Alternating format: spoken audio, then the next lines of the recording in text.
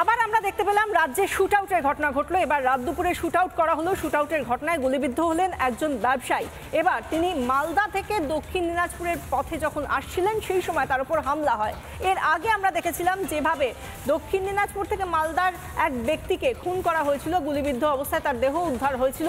কিন্তু আবার বারবার এই শুট আউটের ঘটনা, তা নিয়ে স্বাভাবিকভাবেই রাজ্যে পুলিশ প্রশাসন কি করছে আবার প্রশ্ন উঠল।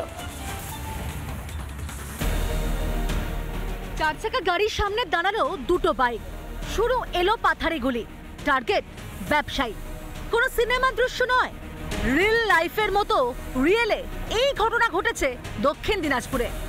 10টা মেয়েকে ফোন করতে বললাম, মেয়ে ফোন করলো, তখন ফোনটা ও ধরেনি, অন্য কেউ ধরে 5-7 দিন ধরে বললো মাকে দাও। তখন ও মাকে দেওয়ার পর আমাকে দিল, তখন বললো যে বৌদি দাদা গুলি লেগেছে, তুমি এখন সঙ্গে চলে আসো। কোথায় গুলি লেগেছে? একটা এখানে লেগেছে, এখানটা বেড়ে গেছে, আর একটা পিছে।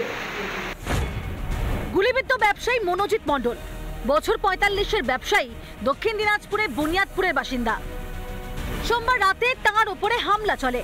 প্রথমে তাকে মালদার গাজল গ্রামীণ হাসপাতালে নিয়ে যাওয়া হয়, আর সেখান থেকে পাঠানো হয় মালদা মেডিকেলে। যেখানে ঘটনা ঘুরেছে পর্থিপাড়া মোড়, ওরা দুরাবাই 4 জন ছিল, আমি 4 চাকায়। আমার গাড়িতে গুলি করে, তারপর সামনে গুলি করে, গাড়ির সামনে কাজটা গুলি করে ভেঙে দিয়েছিল।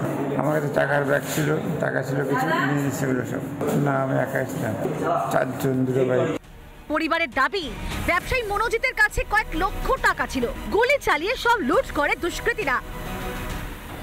আচমকায় গুলি চালালে দাদা তো থেমে যায় গাড়ি নিয়ে, একজন পিস্তল ধরে টাকার ব্যাগটা নিয়ে যায়, তারপরেও একজন ডান সাইড থেকে দুটো রাউন্ড গুলি ফায়ার করে। কত টাকা বলছে না?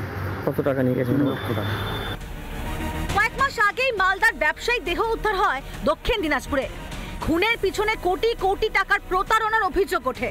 সেই রেশ কাটতেই মালদা থেকে ফেরার পথে গুলিবিদ্ধ দক্ষিণ দিনাজপুরের ব্যবসায়ী। প্রাথমিকভাবে তিনি কাঁচামাল ব্যবসায়ী, সেটাই কিন্তু সামনে এসেছে। এদিকে ব্যবসায়িক কারণেই এই গুলি বলেও পুলিশ প্রাথমিক অনুমান করছেন এখনো পর্যন্ত। এদিকে অন্য একটা সুপ্রমাণগত খবর আসছে যে জুয়ার বোর্ডের সাথেও যুক্ত থাকতেন এই মনোজিৎ। রাত 9:30 হামলা, এলো পাথারে গুলি।